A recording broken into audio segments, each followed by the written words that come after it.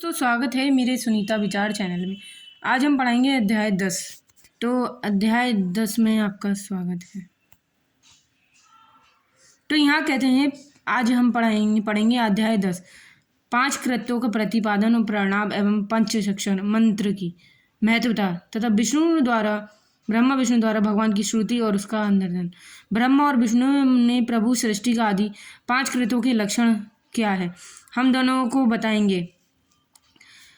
भगवान शिव बोले, मेरे कर्तव्यों को समझना अत्यंत गहन है, तथापि कृपा पूर्वक तुम्हें उन विषय में बता रहा हूँ कि ब्रह्म अच्युत और सृष्टि पालन अहंकार त्रिवत्तम अनुग्रह ये 5 ही मेरे जगत और संबंधी कार्य हैं जो नित्य सिद्धि संसार की रचना को आरंभ है और उसी को संग्रह एवं सृष्टि कहते हैं। ये मुझसे पालित होकर सृष्टि का सुसिद्धि रूप से रहना ही उसकी स्थिति है।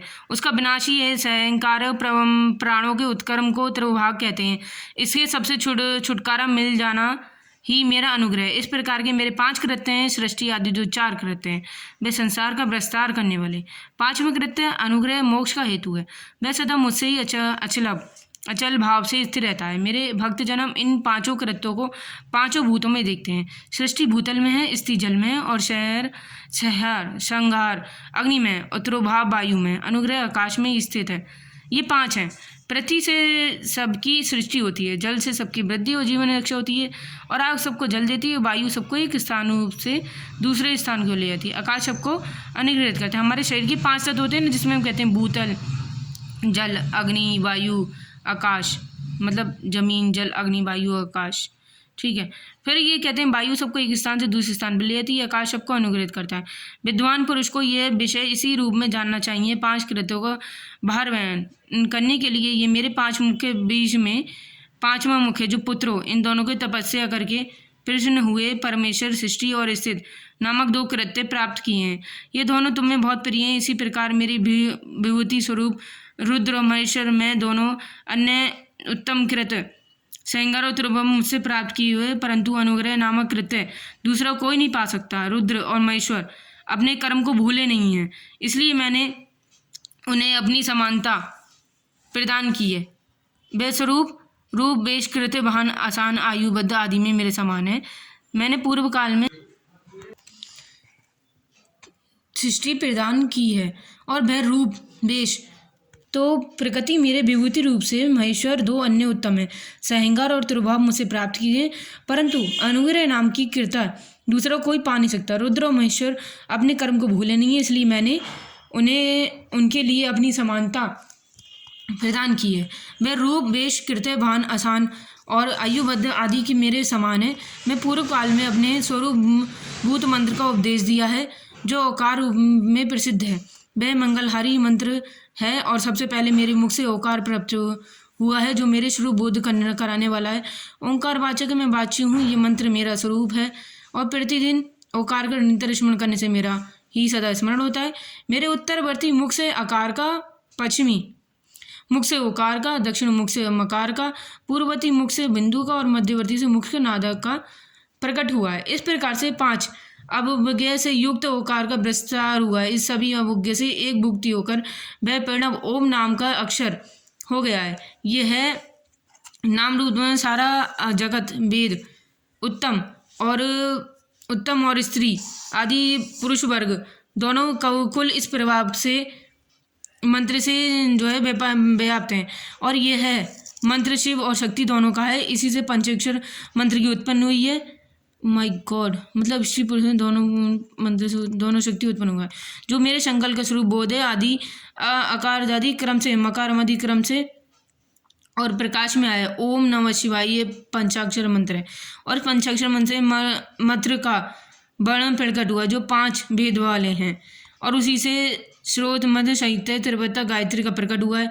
उस गायत्री संपूर्ण वेद प्रकट हुए हैं और उन वेदों से करोड़ों मंत्र निकले हैं। उन मंत्रों से भिन्न भिन्न कार्यों की सिद्धि होती है, परंतु इस प्रभाव पंचाक्षर से संपूर्ण मनोरथों की सृष्टि होती है।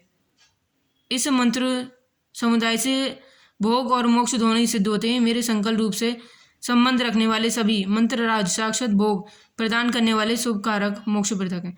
नंदीकेश्वर कहते हैं, तदनंतर जगदम्बा पार्वती के साथ बैठे हुए गुरुवार महादेव जी ने उत्तर विमुख बैठे हुए ब्रह्मा विष्णु को पर्दा करने वाले वस्त्र से अक्षित करने उनके मस्तक पर अपना करम कमल रखकर धीरे धीरे उच्चारण करके उन्हें उत्तम मंत्र का उपदेश दिया। मंत्र तंत्र में बताई हुई विधि के पालन पूर्वक 3 बार मंत्र का उच्चारण करके भगवान शिव ने उन दोनों शिष्यों की मंत्र की दीक्षा दी और फिर उन शिष्यों ने गुरु दक्षिणा के रूप में अपने आपको समर्पित कर दिया और दोनों हाथ जोड़कर अपने समीप खड़े होकर उस देवेश्वर जगत रूप का शोधन किया। और ब्रह्मा विष्णु बोले, प्रभु आप निष्कल रूप हैं, आपको नमस्कार है, हम निष्कल तेज प्रकाशित होते हैं, आपको नमस्कार है, आप उनके स्वामी हैं, आपको नमस्कार है, आप सर्वोत्तम नमस्कार हैं, तथा आपको अकाल रूप महेश्वर नमस्कार है, प्रबल के वैश्वर हैं, आपको नमस्कार है, आप प्रबलिंग वाले हैं, आपको नमस्कार है, सृष्टि पालन अहंकार तिरुभाव और अनुग्रह करने वाले आपको नमस्कार, आपके 5 मुख हैं और आप परमेश्वर नमस्कार, पंचवे नमस्कार, पंचकृत्य का आपको नमस्कार है, सर्वोत्तम ब्रह्मा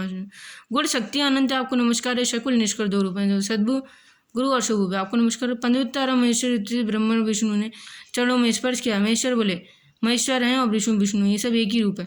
आदिर्ता नक्षत्र के रूप में युक्त चतुर्वृत्ति प्रमाण का जप किया जाता है। ये अक्षय फल देने वाला होता है। सूर्य की संक्रांति से युक्त महार्दय अर्धता नक्षत्र में एक बार किया हुआ प्रण जब कोटि रूप में जप का फल होता है। मृगशीर्ष नक्षत्र का अंतिम भाग और पूर्ण वृक्ष का आदि भाग पूजन और होम तर्पण आदि के लिए सदा आदरण के समान होता है। ये जानना चाहिए कि मेरा और मेरे लिंग का दर्शन प्रारब्ध काल में ही प्रातः और संगम मध्यम काल के पूर्व काल में करना चाहिए।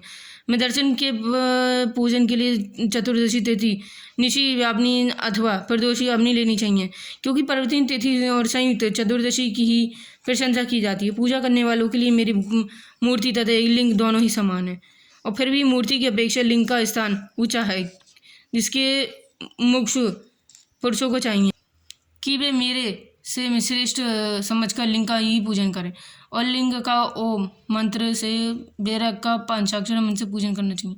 शिवलिंग की स्वयं की स्थापना करके अथवा दूसरे स्थापना करवाकर उत्तम द्रव्य उच्चारों से पूजा करनी चाहिए। इससे मेरा पद सुलभ हो जाता है। इस प्रकार दोनों शिष्यों को उपदेश देकर भगवान शिव वहीं अंतर्धन हो गए। तो वीडियो पसंद आए तो शेयर कीजिएगा। हमने आज अध्याय 10 समाप्त कर दिया है। नमस्कार। कल आपको 11 अध्याय पढ़ेंगे।